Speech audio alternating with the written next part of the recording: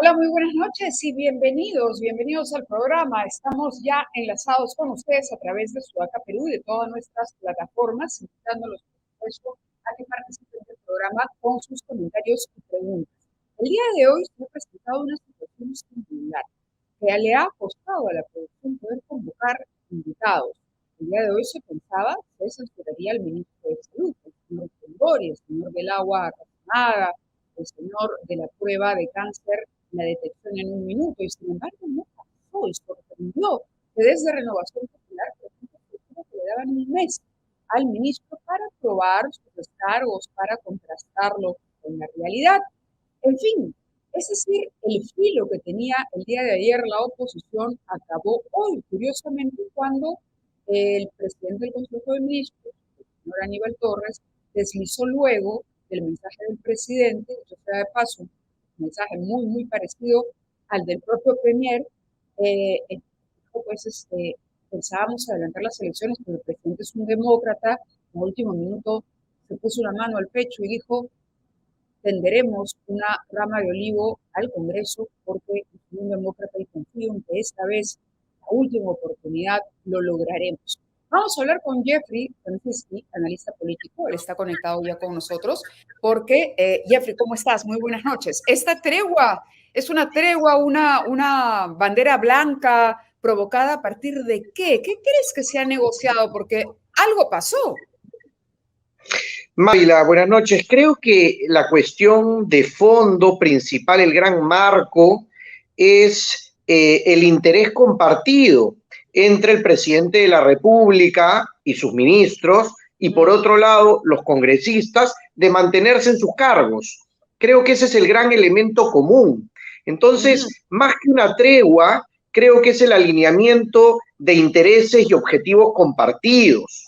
Ahora, lo decías en tu introducción, este es un Congreso que solo ha censurado a un ministro, que se le ha pasado todos los días diciendo, y en muchos casos creo yo con razón y justificación, que hay decenas de designaciones deplorables, con perfiles que no están preparados para los cargos. Sin embargo, cuando llega la hora del control político efectivo, lo que vemos es un paso al costado, excusas, generalidades y que no concretan censuras y que tardan mucho en interpelar. Eso es lo cierto. Y por el otro lado, desde la presidencia, vemos, creo, falta de seriedad en asuntos sumamente relevantes, porque el hecho que salga el presidente del Consejo de Ministros a anunciar poco antes del mensaje presidencial que habrán sorpresas, como si eso fuera algo positivo, una sorpresa de una fiesta, pues es terrible. Exacto.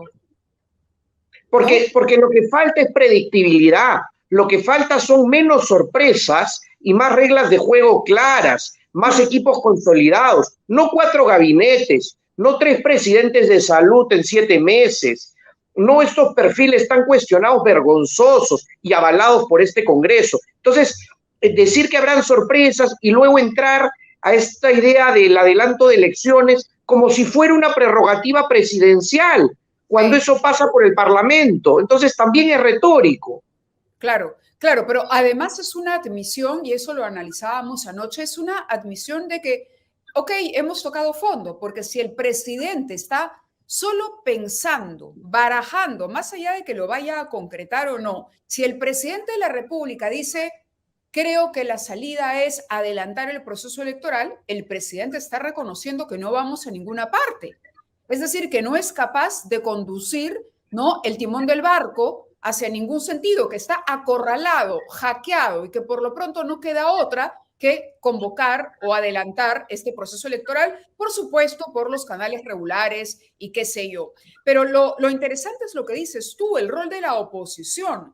Y anoche muchos periodistas comentaban y sentían, bueno, ok, la conclusión del día de hoy es: nos quedamos todos. De cara a lo que viene, con un Congreso que ha claudicado a este control político importantísimo, y para eso yo quisiera ponerte algunos fragmentos de la declaración de Condori este día, el día de hoy, en el Congreso. De pronto el señor del agua racimada se convirtió en un PhD, Una cosa de locos. Vamos a escuchar lo que dijo Condori, que hasta felicitó a Alejandro Aguinaga. Una cosa de verdad increíble. Algo pasó anoche y nadie se dio cuenta o se juntaron todos en algún lugar y tampoco nos dimos cuenta, pero aquí está lo que dijo el ministro más polémico de este gabinete y lo analizamos con Jeffrey al regreso. Inicie el tratamiento respectivo como especialista, no yo soy médico general. Permítame, señora presidenta, referirme y felicitar al doctor Alejandro Aguinaga, ya que él fue ministro de Salud. Usted con su equipo, señor doctor Alejandro Aguinaga, elaboraron un manual para la prevención de cáncer de cuello uterino para la detección temprana el año 2010. Esto, doctor Aguinaga, es una de las buenas cosas, entre muchas, que usted ha hecho cuando fue ministro de Salud. Gracias a ese manual, mediante el cual diagnosticamos más de 50 casos, 50% de casos de cáncer de cuello uterino, donde no hay especialistas, allá en el Perú profundo, porque, señora presidenta, del 100% de especialistas, 50% se quedan acá en la ciudad de Lima.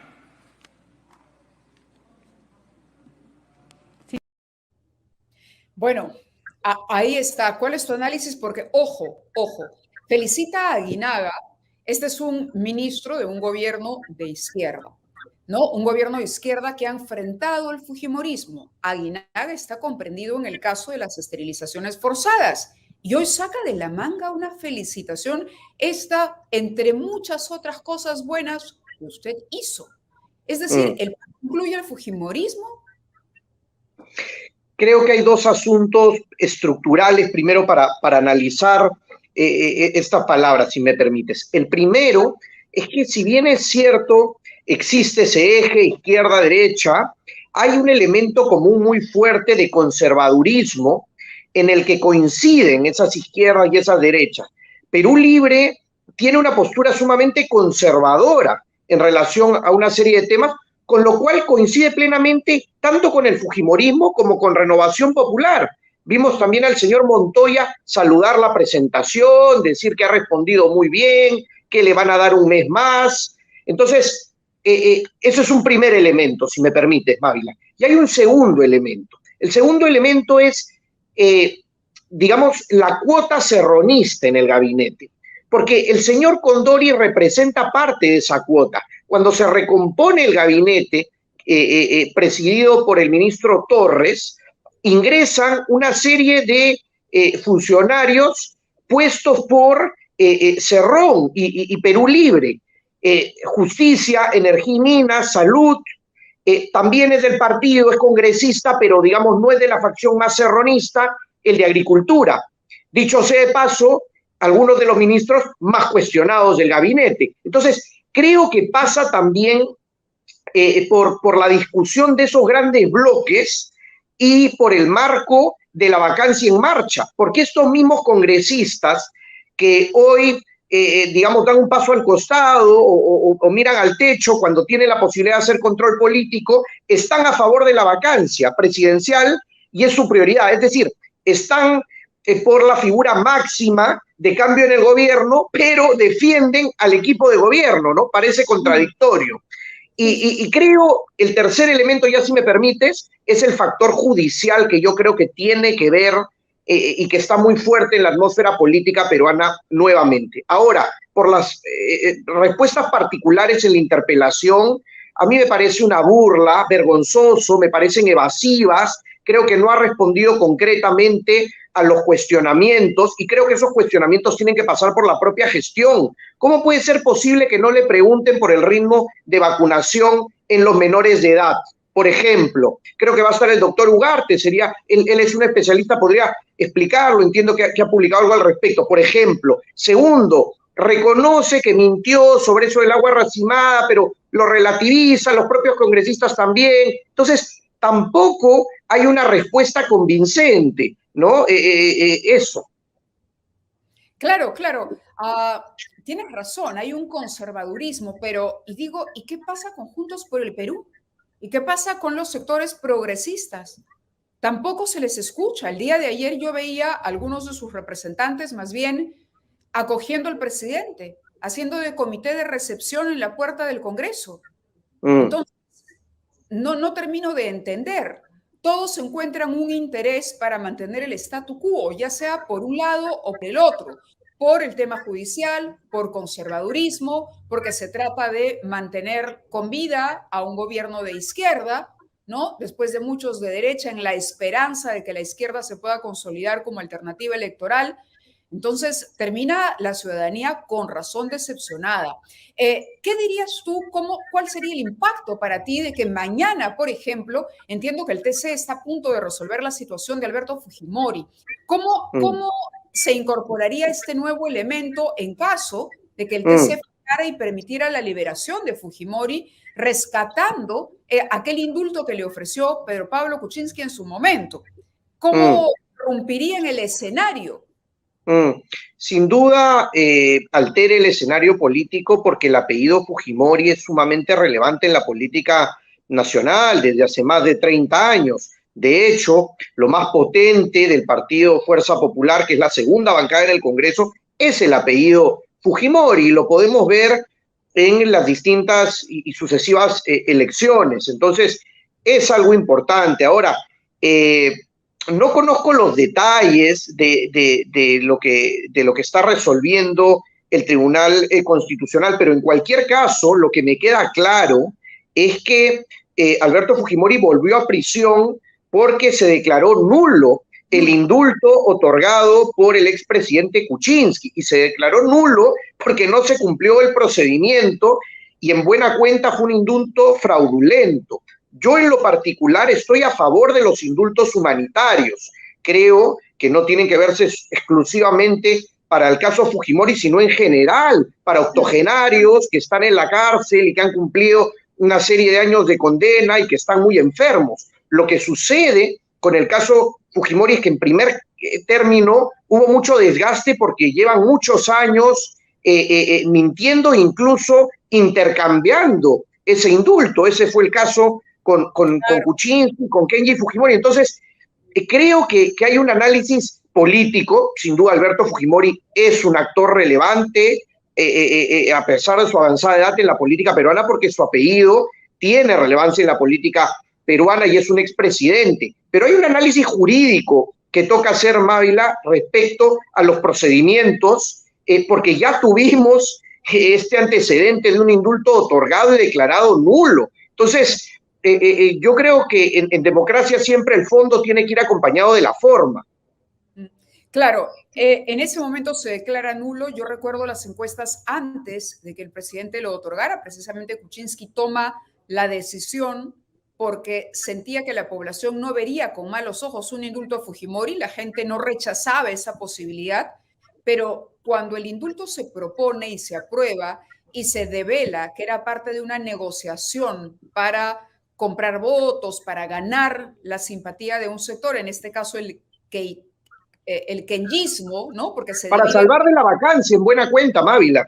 Para salvarlo de la vacancia, cuando es el precio que paga Kuczynski para mantenerse en la presidencia, se desdibuja entonces ese sentido humanitario del indulto y se convierte en una moneda de cambio política. Y eso es lo que rechazó la población. Hoy por hoy, Castillo está en el gobierno gracias, en buena cuenta, al antifujimorismo. Por eso te decía, ¿cómo irrumpe de pronto esto? El tribunal lo que está viendo es que se anule esa anulación. Ese es el recurso que ha presentado la familia Fujimori y están a la espera. Parecería que tienen los votos, parecería que ya tienen los votos en el Tribunal Constitucional. Hoy ha sido imposible encontrar a un representante del Fujimorismo, imposible encontrar a un representante del TC, y cuando eso ocurre es porque algo viene. Así que no lo descartamos.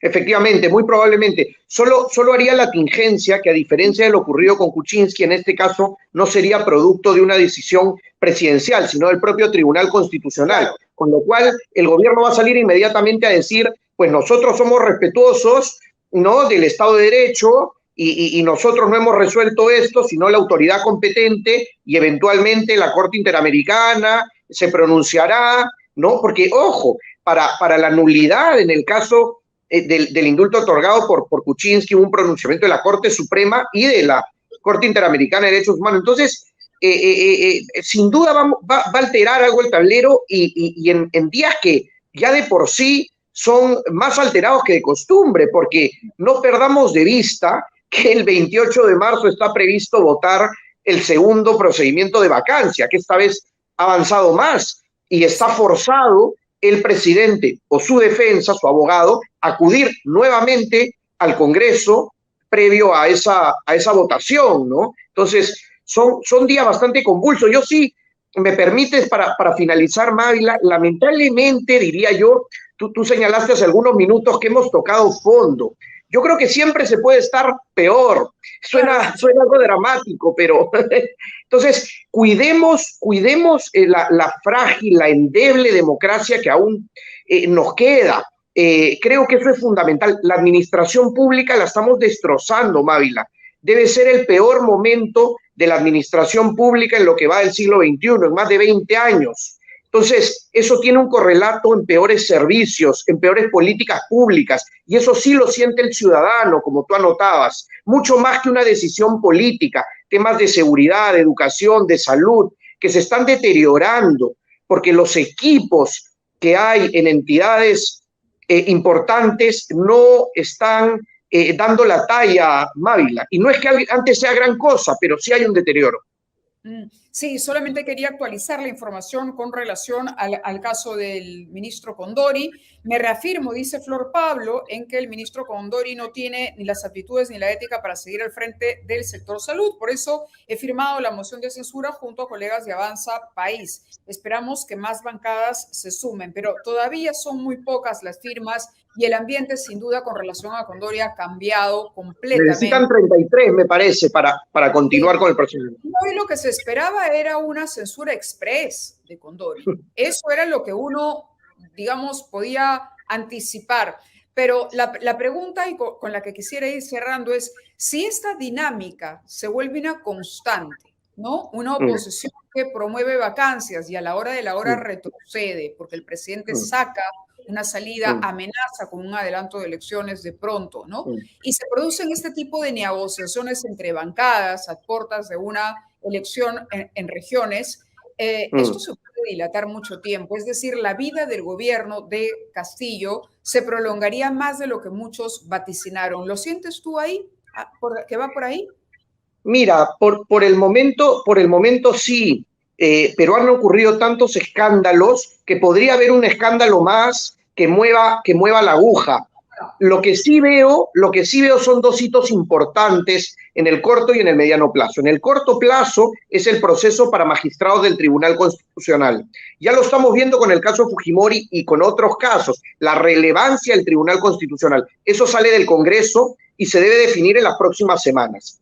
Y lo segundo, Mávila, por más que parezca mediano plazo, todavía es la primera semana de octubre, son las elecciones municipales y regionales. A partir de esto, hay un nuevo tablero y una nueva composición también con los partidos políticos y también con el propio oficialismo y con Perú Libre. Hay varios partidos que ya tienen como prioridad las elecciones municipales y regionales, que no se sienten tanto en la capital, pero sí marcan la agenda en varias regiones.